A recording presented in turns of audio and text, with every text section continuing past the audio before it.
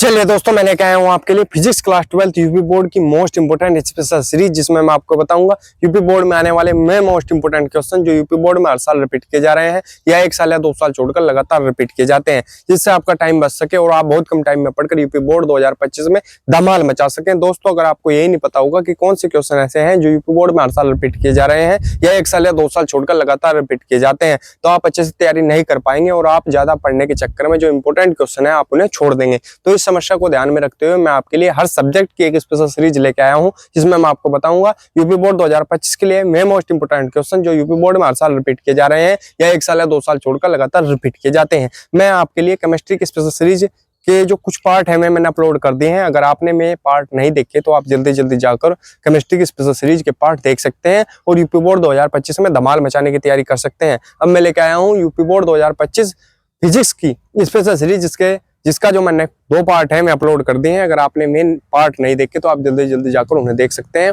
आप बहुत अच्छे नंबर ला पाएंगे यूपी बोर्ड 2025 में। तो चलिए दोस्तों, स्टार्ट करते हैं इस पार्ट को। और इस स्पेशल सीरीज के इस पार्ट को स्टार्ट करने से पहले मैं आपको एक बात और बता दूं कि जो यूपी बोर्ड है वो 95% जो पेपर है वो पिछले कुछ सालों से ही रिपीट करता है। ठीक है, मान लिया जो पिछले कुछ सालों में पूछे गए क्वेश्चन है उन्हीं से 95% पेपर बनता है। तो इस चीज का ध्यान रखेंगे, इस चीज को मद्देनजर रखते हुए मैं आपके लिए स्पेशल सीरीज लेके आया हूँ। तो चलिए दोस्तों, क्या है क्वेश्चन देखते हैं।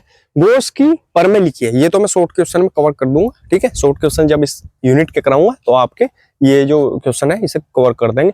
अभी सिर्फ लॉन्ग क्वेश्चन करेंगे। इसकी सहायता से अनंत लंबाई के पतले आवेशित तार के कारण उत्पन्न विद्युत क्षेत्र का सूत्र उत्पन्न कीजिए। ठीक है, क्लियर। अथवा में ऐसे पूछा जा सकता है क्वेश्चन, गोस के नियम से एक अनंत लंबाई के आवेशित तार के कारण, ठीक है, गोस के नियम से एक अनंत लंबाई के आवेशित तार के कारण किसी बिंदु पर विद्युत क्षेत्र की तीव्रता के लिए व्यंजक प्राप्त कीजिए। ठीक है, कौन कौन से सन में आया हुआ ये देखेंगे। 2017 में आया हुआ, 2020 में, 2022 में, 2023 में और 2024 में पूछा गया क्वेश्चन है। मोस्ट इंपोर्टेंट क्वेश्चन है इस यूनिट का ये। ठीक है, और एक चीज को और ध्यान रखेंगे, अगर किसी के पास कोई 2024 का पेपर है यूपी बोर्ड का और उसके पेपर में क्वेश्चन नहीं दिया गया तो वो ये ना सोचे कि ये यूपी बोर्ड में आया हुआ नहीं है, क्योंकि बहुत सारे बच्चों के बीच बच्चों में कंफ्यूजन रहता है कि ये आया हुआ है या नहीं है, सर तो ऐसे ही बता रहे। ऐसा नहीं है, क्योंकि जो यूपी बोर्ड है वो हर साल 7 सेट बनाता है और सातों के सातों सेट आपके पास उपलब्ध नहीं होंगे।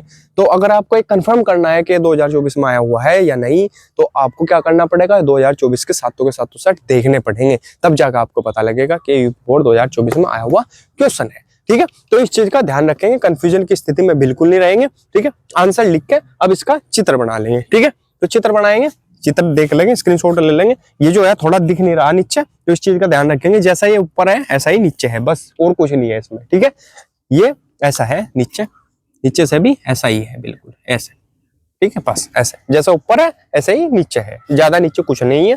ठीक है, यहाँ से यहाँ तक की इसकी जो लंबाई है वो L है। ठीक है, यहाँ से यहाँ तक की जो है वो R है, ये कोई P बिंदु है, ये E वेक्टर है। ठीक है, और ये है आपका गॉसियन पृष्ठ, इसे बोलेंगे हम क्या, गॉसियन पृष्ठ। ये भी E वेक्टर है और ये DA वेक्टर है। ठीक है, बहुत सिंपल सा है, प्लस प्लस के चिन्ह है। ठीक है, अनंत लंबाई की है क्योंकि आवेशित है इसलिए प्लस प्लस के, अनंत लंबाई के आवेशित तार के कारण, ये ध्यान रखेंगे, अनंत लंबाई के आवेशित तार के कारण। जहां अनंत लंबाई होगी वहां इसका सॉल्यूशन यही होगा। ठीक है, चित्र बना लेंगे, स्क्रीनशॉट ले लेंगे इसका, इसे क्वेश्चन को नोट कर लेंगे, मेरे साथ साथ नोट्स बनाते चलेंगे तो अच्छे से तैयारी हो पाएगी आपकी। स्क्रीनशॉट ले लेंगे, बढ़ेंगे आगे।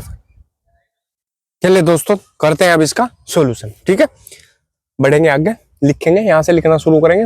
बिल्कुल कथा नहीं लिखनी, बिल्कुल शॉर्ट में लिखेंगे और बिल्कुल शॉर्ट में क्वेश्चन सोल्व करेंगे, जिससे क्या है, ज्यादा पढ़ने के चक्कर में रहोगे, ज्यादा कथा तो एक भी क्वेश्चन नहीं याद होने का। ठीक है, तो हमें क्या लिखना है, मेन जिसे देखते ही एग्जामिनर को लगे कि हाँ अच्छा है और पूरे नंबर देके जाए, और कम लिखा हुआ हो लेकिन अट्रैक्टिव हो थोड़ा। ठीक है, तो लिखेंगे वक्राकार पृष्ठ पर क्षेत्रफल अवयव से, क्षेत्रफल अवयव से गुजरने वाला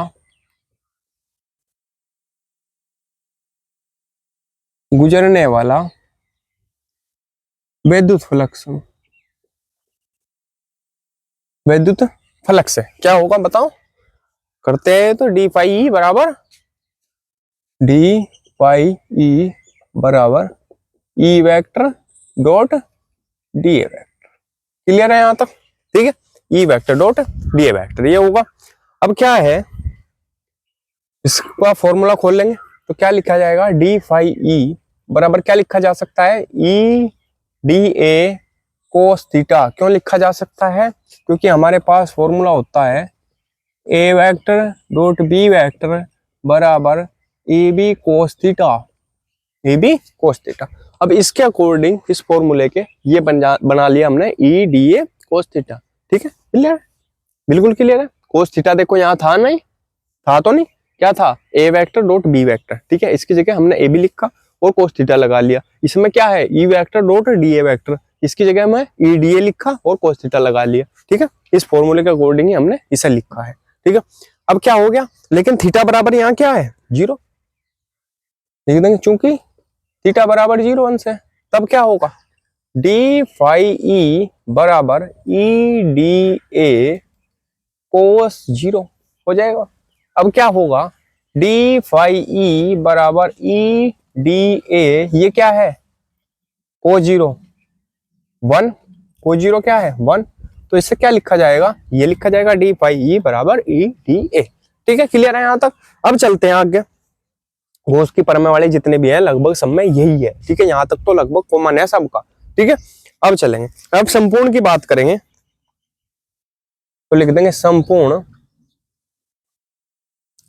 गॉसीय पृष्ठ से गुजरने वाला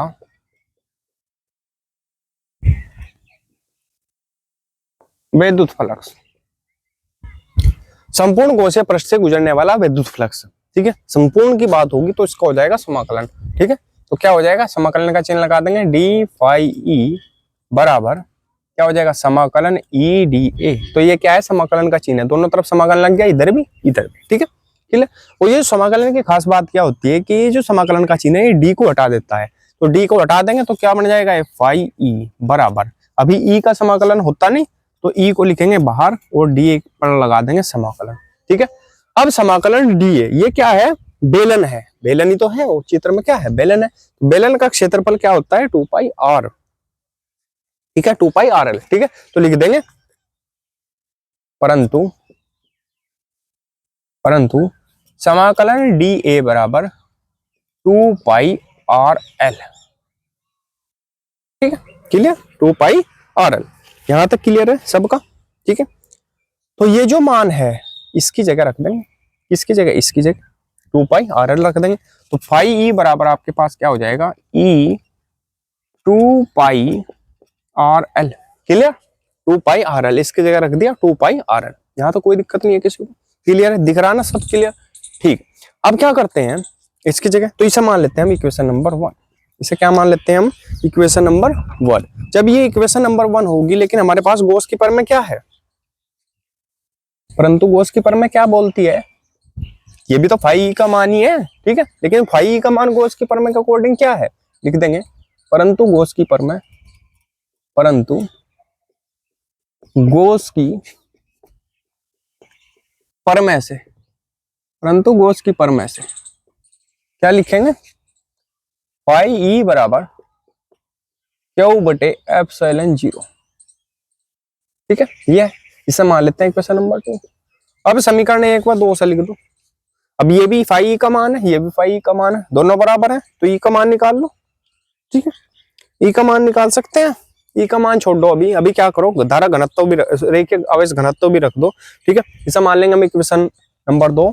अब रेखीय आवेश घनत्व हमारे पास होता है, रेखीय आवेश घनत्व एक ही बार में हो जाएगा ना काम।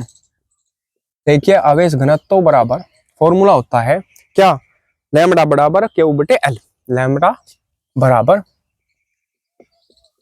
क्यू बटे एल। ठीक है, लैम्बडा बराबर क्यू बटे एल। तो क्यू बराबर यहां से क्या हो जाएगा, क्यू बराबर क्या हो जाएगा, क्रॉस मल्टीप्लाई अगर हम करें इसकी इसमें होगी तो क्या हो जाएगा लैम्बडा एल, और क्यू की वन में होगी तो क्या हो जाएगा क्यू, तो क्यू बराबर क्या हो जाएगा लैम्बडा एल। ठीक है, क्लियर है ना, सब बता रहा मैं क्रॉस मल्टीप्लाई कैसा होगी, लैम्बडा एल।